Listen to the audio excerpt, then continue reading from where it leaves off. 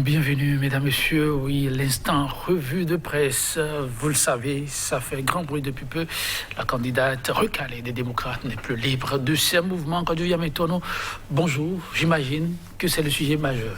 Tout à fait, c'est le sujet qui occupe le devant de la presse ce matin. Oui, Rekiat Madougou est privé donc de ses libertés, ses mouvements d'aller et venir depuis la nuit de mercredi à jeudi, suite donc à cette conférence de presse qu'elle a eue conjointement animée avec les membres du Front pour la restauration de la démocratie. Ça s'est passé dans la capitale Porto Novo. Eh bien, la police qui a tenté donc d'abord sur les lieux de les interpeller, ou du moins de l'interpeller, parce qu'à la fin, suivant les descriptions faites par les uns et les autres, on a comme l'impression que c'est elle qui est visée. Mais de toutes les façons, Rekiat Madougou, comme vous l'avez dit, n'est plus libre donc de ses mouvements depuis ce mercredi. Et c'est ça qui domine l'actualité, sans oublier que le dossier à Djavon est revenu donc à la une de certains canards qui pensent que l'acharnement contre le président du CADIAF Komon continue et beaucoup plus à voir sous l'angle politique que judiciaire. Oui, c'est le Bénin. Qu'est-ce qu'on peut dire maintenant? On va démarrer avec quel quotidien? Fraternité qui ce matin nous propose en manchette après un meeting de l'opposition hier à Porto Novo. Rekiat Madougou interpellé par la police. Le procureur spécial de la Criette face à la presse ce matin. Les actes attentatoires à la sécurité de l'État comme chef d'accusation et puis présidentiel de 2021 et Covid-19. Exceptionnellement, les rassemblements sont autorisés. Le respect des gestes barrières, seule condition restrictive. Le journal L'Afrique en marche, dossier CADIAF Komon État béninois en instance à la Cour africaine. Eh bien, Sébastien Djavon, toujours en avance sur la rupture après ces attaques contre Soglo. Benoît Ilassa. Eh bien, si le ridicule pouvait tuer, voici la preuve que le rapport de la Banque mondiale existe bel et bien. Et puis, à propos donc du régime de la rupture, et hier à Porto Novo, le régime talon met le voile sur Madougou. N'ayez pas peur, d'ici Joël Aïvo. L'Audace Info, meeting conjoint de Rekiat Madougou avec Joël Aïvo, candidat du FRDI à Porto Novo. L'opposition sort le grand jeu de l'unité, également répétitif de la justice dans un vieux dossier pourtant classé, et puis frisant une volonté politique de nuire. Que ça cesse, la traque contre Djavon. C'est un dossier que l'Audace Info a consacré à la question. Le pays émergent va dans le même registre émet donc en manchette ce matin. Nouvelle condamnation du PDG de Komon SA par la Criette, Sébastien Djavon, l'adversaire politique qui dérange et qui fait toujours peur à la rupture. Le parti USL réagit et dénonce une instrumentalisation de la justice béninoise contre son président d'honneur. Situation politique au Bénin, Rekiat Madougou arrêté puis présenté à la BEF. Le témoignage de Joël Aïvo dans les colonnes du journal Le Pays émergent. Le politique, cette fois, conférence publique du Front pour la restauration de la démocratie sur la présidentielle. Éric Ngoundété réitère les exigences de l'opposition. Le FRD va provoquer l'alternance selon le président Roudé. Frédéric Joël Aïvo, nous allons régler ce problème sans violence. Moïse Tiando Kérékou, un silence qui en dit long. Et puis les jours de talon au pouvoir sont comptés selon Madougou. Avant son interpellation convenue, suivie d'un appel à la sérénité. Matin libre présidentiel 2021. La société civile s'inquiète et fait des recommandations. Et puis Bénin, aussitôt après une conférence de presse à Porto Novo, l'opposante Rekiat Madougou arrêtée. Mobilisation des militants et soutien à la BEF toute la nuit. Aïvo décrit les circonstances de l'arrestation. Réaction à chaud de Maître Agbodjo. Les explications du procureur spécial de la Criette attendues. Le FRD promet une alternance au sommet de l'État. Le journal Naziara pour finir. Politique, le fauteuil de la Marina serait-il ensorcelé? C'est une interrogation à la une de ce journal qui, meeting du front de l'opposition et arrestation de Rekiat Madougou, ambiance de démocratie gâchée. Merci à vous, que devient Métono. Oh, mais attendez, on n'a pas fini. On n'a pas fini. Il y a un point média qui est quand même Okay. continue donc on y va. Les arrestations de Rekiat Madougou, les films racontés par Joël Aïvo et puis énième condamnation d'Adjavon. C'est une redondance affligeante, écrit ce journal qui conclut pour une élection inclusive. L'UFRD insiste sur la tenue d'un dialogue. Merci donc à vous, Code Viamétono, oui, le FRD qui insiste sur le dialogue. Un appel maintes fois réitéré. On va démarrer là où vous avez commencé. Fraternité.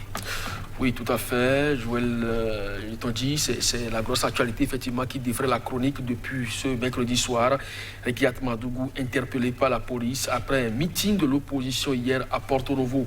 C'était annoncé, nous l'avions donc dit hier sur ce plateau, comme quoi, après donc l'interpellation de Tidjani qui était son bras droit, eh bien, l'étau se resserre davantage autour de Rekiat Madougou. Est-ce que c'est cela aussi, la vitalité de la démocratie? Mais les citoyens ont le temps donc de remarquer que nous ne nous sommes pas trompés, et beaucoup d'autres également l'ont annoncé, donc cette interpellation. C'est un plan savamment orchestré, mis en place, qui est donc en train d'être déroulé, et clament les gens, membres de parti, les démocrates. Mais de toutes les façons, le constat est là que Rekiat Madougou, qui est allé voir l'ambassadrice des États-Unis pour lui faire part des traques dont elle est aujourd'hui victime, et également de l'exclusion du parti Les Démocrates pour cette élection présidentielle, eh bien, il donne aujourd'hui du grain à moudre à tout ce beau monde-là, aussi bien à l'international qu'au plan national. Le sujet fait vraiment débat et on se demande véritablement si sa présentation aujourd'hui à la Criette peut permettre quand même de dégeler un tant soit peu cette tension, parce que quand celui qui est chargé donc des opérations du Parti Les Démocrates, beaucoup plus proche de Rekiat Madougou, est interpellé, il y a beaucoup de langues qui se sont déliées. Il y a bien avant cela des députés qui ont fait cas d'un certain nombre de négociations assorties de beaucoup de milliards qui les ont effrayés. Alors aujourd'hui, accusés, peut-être pour les premières informations qui circulent, d'attentatoire à la sécurité de l'État comme chef d'accusation, c'est ce que Fraternité nous propose ce matin. Est-ce que c'est donc un véritable chef d'accusation? Mais pourquoi attendre que ce soit à cette sortie de conférence qu'on l'interpelle Manu Militari au niveau du pont de Porto Novo?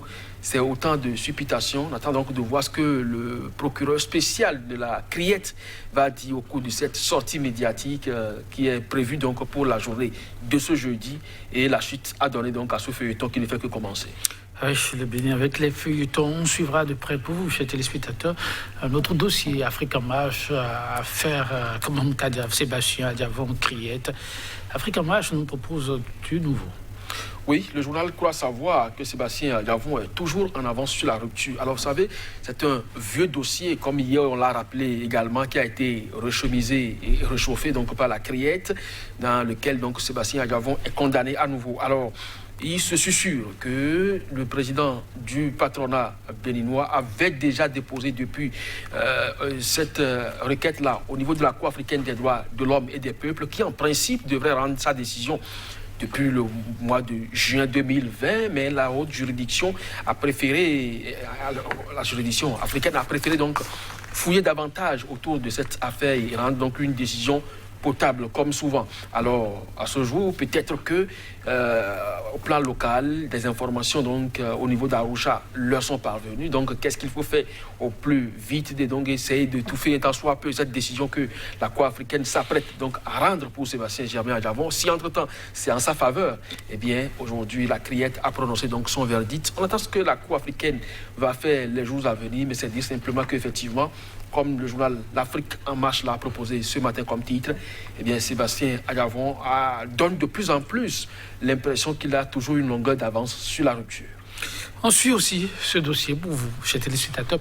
Et le pays émergent d'observer tous ces événements avec cette conclusion, instrumentalisation de la justice. Oui, ce n'est pas le journal qui le dit. Il y a que l'USL aussi est monté au créneau pour apporter. L'USL, c'est le parti, l'Union sociale libérale, dont Sébastien Adiavon est le président d'honneur. Donc, ce parti, au lendemain donc, de la décision de la Criette, a sorti un communiqué dans lequel il dénonce cette instrumentalisation de la justice béninoise. Parce que ce n'est pas la première fois que Sébastien Adiavon est condamné comme tel, et ce n'est pas la première fois non plus que beaucoup d'instances ont cassé les décisions rendues au plan local par cette juridiction d'exception qu'est la Criette, qui est créée pour régler un certain nombre de problèmes à la limite. Donc c'est dire simplement que dans le cadre de Sébastien Adiavon, les faits qui sont aujourd'hui jugés par la Criette ont déjà connu des décisions de justice au plan national, que ce soit le dossier de 18 kg de cocaïne pure, il y a eu non-avenue dans ce dossier-là. Et pour ce qui concerne aujourd'hui le dossier de 140 milliards de francs CFA et 5 ans de prison ferme, eh bien, le tribunal de Cotonou aussi a connu donc de ce dossier. Donc c'est dire simplement que aujourd'hui, avec Sébastien Adjavon, les faits jugés n'ont plus l'autorité de la chose jugée. Et quand ça se passe comme ça et vous êtes en formation politique, vous êtes quand même en droit de se demander si, au-delà de la personne du président Adjavon, ce n'est pas une manipulation de la justice pour des fins politiques. Donc, d'où ce titre que propose ce journal Le Pays émergent aujourd'hui, une certaine instrumentalisation de la justice. Mais puisqu'il y a quand même des hommes d'honneur au niveau de la justice qui rendent des décisions et qui savent que cela restera collé à leur personnalité tout au long de leur existence, qu'on soit quand même plus ou moins responsable. Que devient maintenant, en tout cas, vive la République. Et on le souhaite vraiment meilleur. Le politique qui nous ramène au fond du grand sujet qui aurait pu faire l'actualité, cette sortie du front, qui se bat et qui se dit prêt à tout pour la restauration de la démocratie. Ah oui, le journal effectivement a proposé presque l'intervention de chacun avec un petit bout d'intervention. Les jours de talon au pouvoir sont comptés selon Madougou. Avant donc son arrestation, propose donc le journal le politique. Aujourd'hui, on se demande le jour qui est vraiment compté.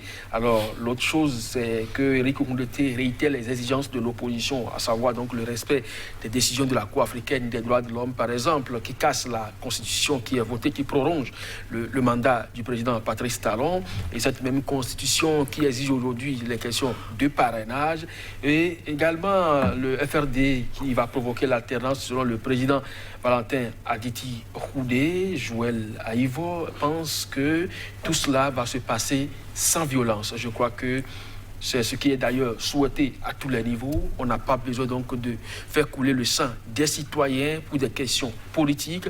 Qui plus est, lorsque vous avez un amour pour diriger le pays, ce n'est pas des cadavres que vous allez diriger, c'est des humains, c'est des vivants. Et toute réforme qui ne prend pas en compte ce volet n'en est pas une. Et je crois que là-dessus, les autorités aujourd'hui au sommet de l'État doivent quand même être regardants sur ces aspects essentiels de la vie en commun, parce que nous sommes dans une société et on ne peut pas avoir forcément les mêmes points de vue, mais c'est ça aussi le pluralisme et c'est ça aussi les principes de démocratie, si tant est qu'on est prêt à les valoriser, puisque rappelez-vous, le président Patrice Talon a dit qu'il est désormais candidat pour faire la promotion de la démocratie. Tout à fait, et le peuple attend. Merci à vous, que je viens maintenant. Chers téléspectateurs, on se dit à demain. Annonceurs, entrepreneurs, promoteurs et chefs d'entreprise, choisissez dès à présent votre meilleur partenaire média, Idéal Production. Idéal Production est basé à Cotonou au Bénin. Idéal Production, le partenaire exclusif de Sika TV en Afrique.